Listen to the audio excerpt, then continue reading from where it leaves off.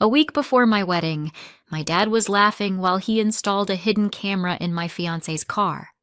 2 days later, I hit play and blew up my own life in one evening. Sometimes I think it wasn't me who canceled that wedding. It was a little black box under the dashboard. My name is Natalie. I'm 31. I live just outside Houston, in a studio my parents bought for us to start family life in. There is no family.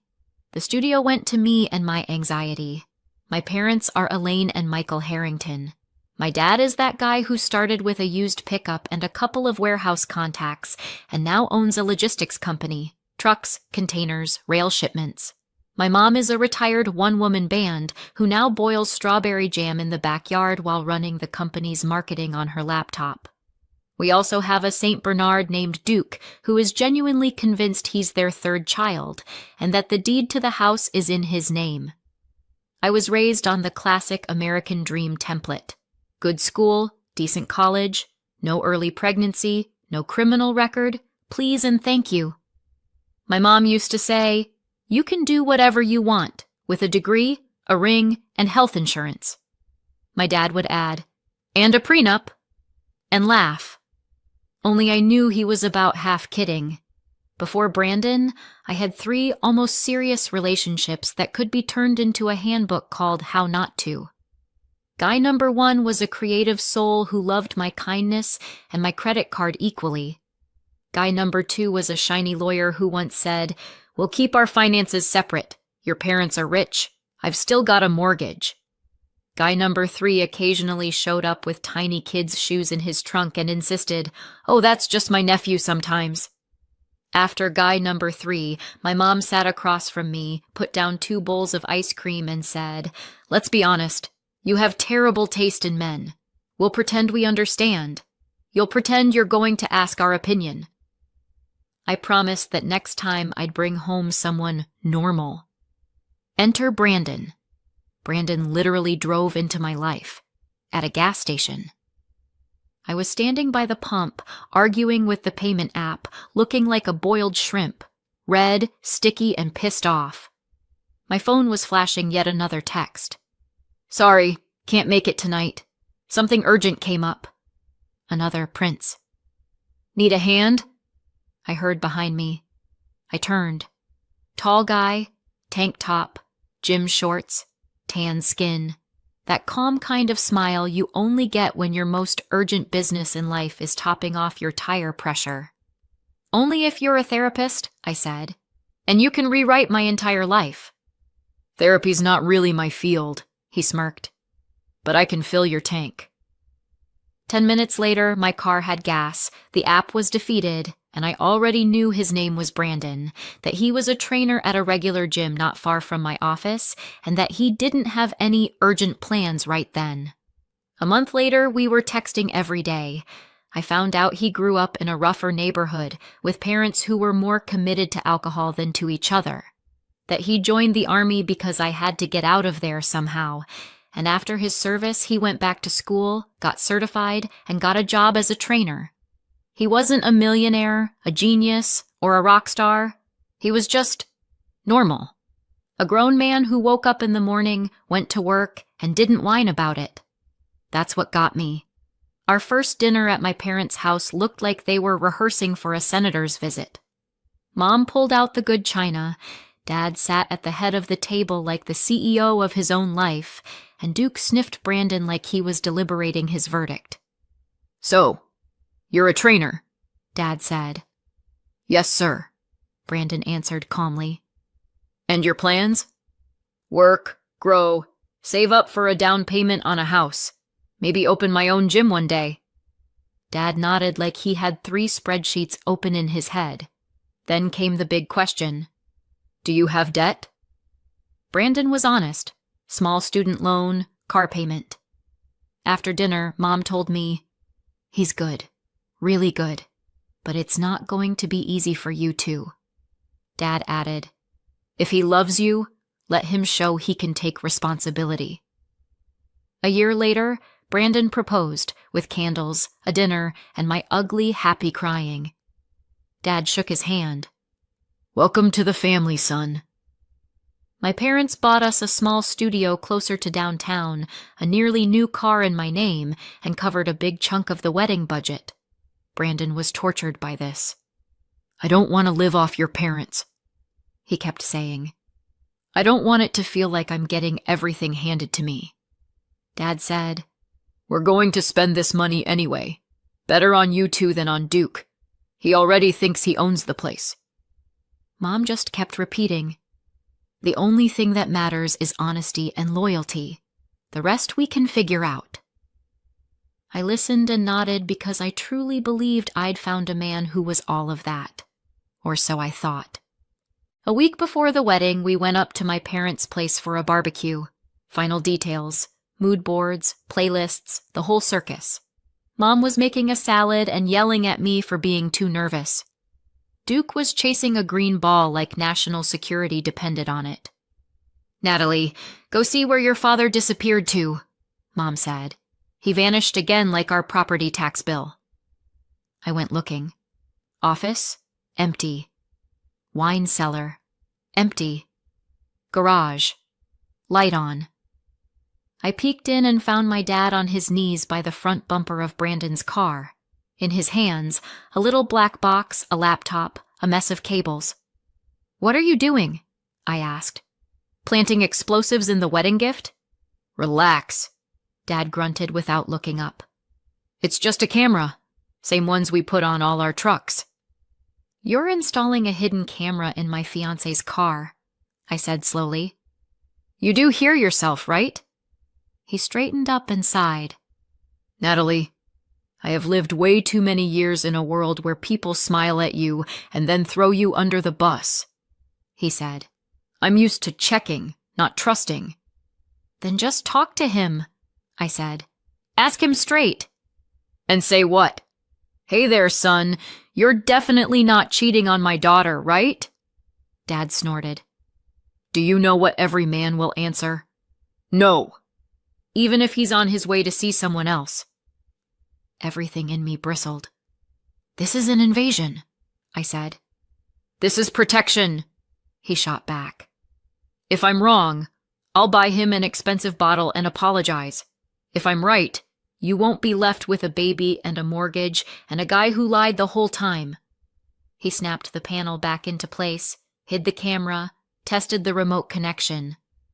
"At least turn the audio off," I said. "The video will be more than enough." "Fine," he sighed. "Video only." I probably should have blown up right then. Instead, I said, "If it turns out he's clean, you tell him about this yourself. You don't put that on me." "I promise," Dad said.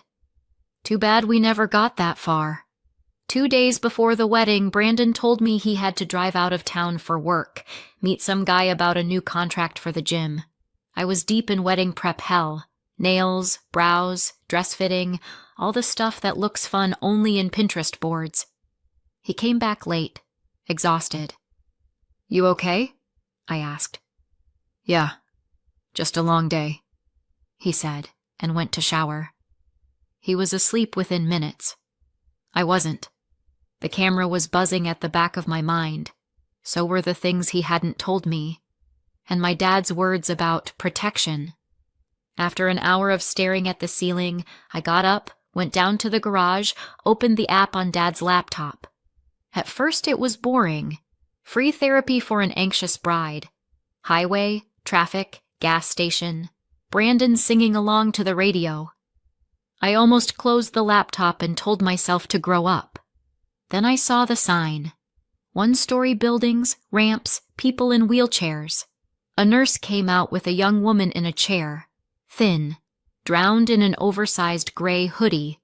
Brandon practically jumped out of the car, grinned at her, scooped her up like she was made of glass, moved her to the passenger seat, buckled her in carefully. They pulled out onto the road.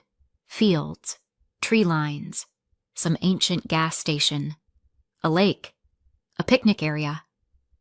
Brandon spread out a blanket, carried her out, sat her down, unpacked food, juice. The camera was at a slight angle, but I could see enough. They were laughing. He brushed her hair back. She leaned her head on his shoulder. Then they laid down on the blanket. She rested her head on his chest. He wrapped his arm around her. Something inside me just snapped. On the drive back to the center, the window must have been cracked, and even with the audio off, the mic caught a few lines. "Brandon, I'm scared." Her voice. "What if I can't do this?" "I'm here, Liv." His. "We're going to raise our baby. I don't care what the doctors say." We're going to raise our baby. I hit pause. Sat there for a full minute, just breathing, trying not to throw the laptop across the garage. My fiancé, the man I was supposed to stand next to in church in 48 hours, was taking some woman out of a long-term care facility and promising to raise their baby. I finished the video. He carried her back in his arms. The nurse nodded at him like they were old friends. He sat in the car for a moment, forehead on the steering wheel, then started the engine and left. The file ended. So did my old life, pretty much. I went back upstairs, flipped the light on. Brandon stirred. "Natalie?" I dropped the laptop on the bed next to him. "Watch this," I said. "Rehearsal for your future family life." He watched. I watched his face. He tensed at the Green Oaks sign, turned pale at the picnic, closed his eyes at our baby. "What is this?" he asked quietly. "A camera," I said. "My dad's. In your car." He was silent for a few seconds. "So you and your dad decided to spy on me?" "We decided to find out the truth," I snapped. "You decided to build a second family." "That's not what's happening," he said. Classic line. "Really?" I laughed. "You drive out to a long-term care center, pick up a woman everyone there clearly knows you with, lie on a blanket with her, and promise to raise a baby. How else am I supposed to see it?" He rubbed his face. "She's my sister," Brandon said. "Nat, give me a minute. I'll explain everything." "Your sister, sure." I cut him off. "And the baby is also magically your sister's. And you're just... what? A saint?" I wasn't listening. At that point, I was pure anger in leggings. Brandon looked at me for a long moment. "I can see you've already decided," he said quietly. "It doesn't matter what I say. You're going to believe whatever the video tells you." He stood up, opened the closet, started packing. "You're seriously just gonna walk out?" I asked. "You're not even going to try?" "I am trying," he said, not looking back.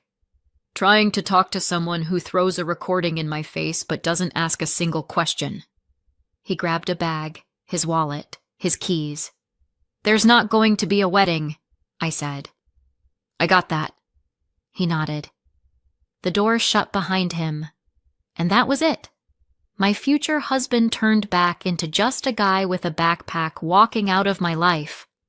The next day, I called everyone who needed calling: restaurant, church, florist, photographer, saying, "The wedding is canceled 20 times in a row" is a very specific form of torture. I told my mom, "He cheated on me." She cried, hugged me, kept saying it was for the best. I handed my dad the camera. He watched the recording, came back, braced his hands on the table, and only asked, "Are you sure you want to call everything off?" "It's already done," I said. He nodded. Looked less like the guy who'd caught the bastard, and more like a man who'd dug for oil and found a toxic waste dump underneath. Brandon didn't text, didn't call, didn't try to explain. At the time, I called it cowardice. Now, it's not that simple. I moved back into our studio, alone. Everything in that apartment screamed that there should be 2 of us. 2 Mr. and Mrs. Muggs, 2 toothbrushes, half a closet sitting empty and judging me. My friends split into 2 camps. Team 1, better now than after 2 kids. Team 2, what a jerk, not even trying to talk. I agreed with both teams, depending on the day. I changed my route to avoid driving past his gym. Didn't look at his socials, first out of principle, then out of sheer fear. Once, in a grocery store parking lot, I almost ran into him. I saw his back, his walk, a stroller next to him. A real one, with an actual baby in it. I grabbed the steering wheel like it could save my life, stalled the engine, and by the time I got it started again, they were gone. I didn't sleep properly for 3 nights. All I could see when I closed my eyes was Brandon, the woman from the car, and that stroller, and yes, I hated him, and myself. Now here's what I didn't know back then, and what you already know I'm going to find out. Brandon spent his whole life believing he was an only child. Until one night, an old neighbor lady, in the middle of his parents' drunken argument, asked his mom, "How's your little girl doing? The one in that place?" Joyce tried to laugh it off, blame confusion and old age, but alcohol makes some tongues looser than they should be. That night, Brandon dragged the truth out of them. He had a twin sister, Olivia, born the same day, but with a severe autoimmune joint disease, brought up on pain, surgeries, and a prognosis that basically said, life in a wheelchair, constant care, endless meds. Jean and Joyce were young, broke, and very tired. They picked the easiest route, signed away their parental rights, handed the baby over to the system, and decided that it's better this way for everyone. For Brandon, forgetting was trickier. When he found out, he was in his early 20s.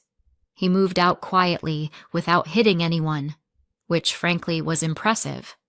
Then he started looking for his sister through social services, archives, bureaucratic hell, and a couple of rare kind people in the right places. Eventually, he found Olivia at Green Oaks, that same long-term care facility I later saw through my dad's camera. She was sitting by the window with a book in her hands. He walked in and said, "Hey, I'm Brandon. We were born on the same day." She glanced at him, smirked. "Is this a new therapy? Entertain patients with fairy tales?" He showed her his papers, birth certificate, documents, proof. She listened and asked, "So they didn't lose me. They gave me away. Officially." And then she just nodded, like she was filing it away under confirmed suspicion. Brandon started visiting every week, sometimes twice. He brought real food, not the stuff in plastic trays, books, managed to get her a decent mattress through a charity. And he heard story after story about people the system took care of, just enough to keep breathing, but not enough to live. Green Oaks had a resident doctor named Oliver, young, ambitious, and just a bit too in love with his own research. He came up with a social integration experiment. Take Olivia out to a restaurant and see how she copes with the real world. She wanted it. Badly. Brandon had doubts, but she begged, and he gave in. Bright lights, noise, tables packed too close together, bathroom at the other end of the room. Dinner out was a full-blown boss level for Olivia. By the end, she could barely stand. Oliver drove her to his place to rest because the center was far and she was already half asleep. And then, textbook how to wreck your medical license. He helped her lie down, gave her some water, sat on the bed for just a minute, and fell asleep. They woke up no longer in doctor-patient positions. A few weeks later, Olivia found out she was pregnant. Her primary doctor, not Oliver, looked at the test results and went pale. "Olivia, this is a huge risk. Your condition, your meds, the joint damage. Pregnancy is an enormous strain. I'm obligated to list all the possible complications." And he did, up to the word death. She listened. Then she called Brandon. "I'm pregnant," she said. "Everyone thinks this is insane." Brandon came the same day, sat on the edge of her bed, held her hand in silence for a long time. Then he said, "I'm not going to pressure you either way, but if you keep this baby, I'm with you. I'm not letting the system take another person from our family." That was the moment my dad's camera later sliced into one line, "We're going to raise our baby," and played back to me without any context. Dr. Oliver, meanwhile, transferred to another facility at lightning speed. He was terrified. Patient, pregnancy, potential scandal, loss of license. Olivia didn't file a complaint. No resources, no strength, no desire to go to war with the system when she could barely breathe and had a baby growing inside her. Brandon found a charity to help with her treatment bills, helped her get disability and assistance, helped her move into a small, accessible ground floor apartment. He worked extra shifts at the gym, said no to himself, and said yes to diapers and a crib. And at the same time, he was planning a wedding with me, trying to find the words to tell me everything, waiting for the right moment that never came. That's where my dad's camera came in and finished the job for all of us. Olivia had the baby, a boy, Noah. The pregnancy nearly killed her, but it didn't. Both of them survived. Brandon turned into a one-man support service. Groceries, baths, doctors, paperwork. Rocking Noah at 3 a.m. while Olivia lay there bargaining with her joints not to fall apart. One night he came over with a small velvet box. "Hide this for me," he asked. "I can't throw it away, and I don't want to see it." He didn't explain. She didn't push. Months later, looking for a clean cloth diaper, she stumbled across the box, opened it. Inside was a thin white gold bracelet with a small pendant in the shape of an N. On the inside engraved, "For my wife Natalie." Olivia stared at it for a long time, at the word wife. That evening she asked, "Who's Natalie?" Brandon sat down. "My fiancé," he said. "Was." "Why was?" "Because I kept my mouth shut for too long," he said. "She saw a piece of the truth and decided she knew the whole thing. I didn't get to explain. Or maybe I didn't have the guts." Olivia is not big on drama, but even she decided this was too much. She looked up Elaine Harrington, Houston, Texas, found the company website, the address. Then she asked Dr. Oliver, who still sometimes gave her rides to appointments, for a ride to see one woman. He told her it was a terrible idea. Then he looked at Noah and agreed to go. That day I was in the office, writing some cheesy line about careful delivery across the country. The only thing being carefully delivered inside me was anxiety. My mom was at home, stirring her strawberry jam. Duke was guarding the pot from the local gang of crows. The gate buzzer rang. On the driveway, a car pulled up. At the wheel, a guy in a wrinkled doctor's coat. In the passenger seat, a woman in a wheelchair with a baby on her lap. Duke flew over, barking and trying to climb into her lap. "Duke, down!" Mom yelled. "It's okay," the woman smiled. "I'm used to pushy men." "Are you Elaine Harrington?" she asked. "Natalie's mom?" "Yes," Mom said slowly. "And you are?" "My name is Olivia," the woman said calmly. "Brandon is my twin brother, and this is Noah, his nephew. We need to talk." Mom later told me everything inside her went cold at that moment. The word mistress didn't exactly leave the chat. They rolled up onto the porch. Dr. Oliver parked himself in the shade like a human exhibit of guilty conscience. Olivia started talking. No tears, no theatrics. She told Mom about being given up to the system, about life in that facility, about Brandon showing up one day and introducing himself as her brother, about Oliver's experiment, the restaurant, the night he shouldn't have allowed to happen, the pregnancy, about doctors begging her not to keep the baby, about Brandon carrying her up and down stairs and fighting for funding. Mom listened and slowly realized the puzzle was from a completely different box. Then Olivia got to the day at the lake. "Brandon just wanted me to have one good memory of being pregnant," she said. "One that didn't involve hospital lights. That's why he took me to the water. We lay on the blanket and he said, 'We're going to raise our baby.' Not because we're a couple, because he didn't want Noah to grow up in the same hell I did. Then she pulled out the bracelet. "This is yours," she said, sliding the velvet box across the table. "You can throw it out, keep it, melt it down. I don't care. But I think your daughter and my brother got their chance to talk stolen from them, and I'm part of why." Mom looked at the bracelet with the little N, at Noah playing with Duke's ear, at the woman in the wheelchair who had come not to beg for sympathy, but to try to fix something she didn't even break, and she said, "My husband and I have tried very hard to protect our daughter. Apparently at some point we started protecting our own fears instead." She took a deep breath. "Natalie's coming by today. I want you to stay. And I'm going to call Brandon." I drove over to my parents just because I suddenly wanted my mom's coffee and some quiet. I pulled into the driveway. Duke was doing his usual tornado impression. On the porch, I saw my mom, the guy in glasses I vaguely recognized as a doctor from some charity visit to Green Oaks, and a woman in a wheelchair with a baby on her lap. I knew her immediately. It was her, the woman from the video, except not pixelated. Real. My first thought was, well, at least his mistress is pretty. Yeah, my brain is not my best friend. Mom got up. "Natalie, come here," she said. "We need to talk." I sat. She put a mug of coffee in front of me. My hands shook so much I almost spilled it.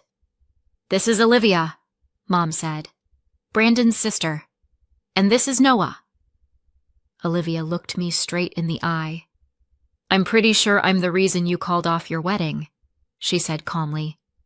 "Can I at least give you my version of that recording?" I nodded. Where was I going to go? She told me what you already know. I didn't. With every section, my stomach twisted tighter, not because of Olivia, because of me. At some point, Noah reached for me. I automatically took him. He was heavy, warm, smelled like milk and baby shampoo. A whole little person who existed because one man once refused to repeat his parents' cowardice. "Brandon should have told you sooner," Olivia said honestly. "He's an idiot. I'm not excusing his silence. And your dad shouldn't have planted that camera, and you shouldn't have made up your mind off a single video, but we all did what we did. And I shouldn't have tried to control everything with gadgets," Mom added quietly, "or pushed you with my fear."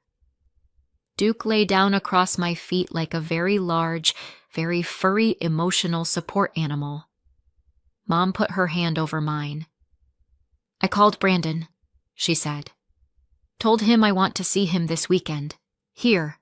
With you. With Olivia and Noah. No pressure. Just to talk." "And?" I managed to get out.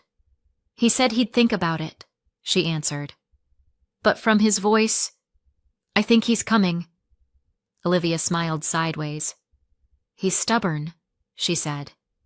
"But when it comes to people he loves, he shows up, even if he growls the whole time." I sat there with Noah on my lap, looking at the bracelet on the table, and realized that the person who hit play and decided she knew everything, that was me. Dad put the camera in. Brandon kept his mouth shut. But I'm the one who slammed the door on the wedding. Right now the bracelet is on my nightstand. Duke curls up next to the bed and sighs like some old philosopher. Brandon hasn't called yet. The weekend's still ahead. I don't know if he'll show up, and if he does, I honestly don't know what I'll say first. "I'm sorry," or "You're not innocent either." Probably both. So here's my question to you, since you've listened this far. If a man stays silent about the ugliest, most painful part of his life because he's terrified of losing you, but at the same time he's carrying someone else's fate on his shoulders and he's not actually lying to your face, is he a jerk? Or just a broken person who doesn't know how to do better yet? And me, the woman who watched one video, asked 0 questions, and canceled her wedding 48 hours before the altar. Did I destroy everything beyond repair? Or is there still something here that can be put back together? What would you do in my place? Give this story a second chance, or close the laptop, walk away, and build a life where there's no Brandon at all. Let me know in the comments and subscribe for more.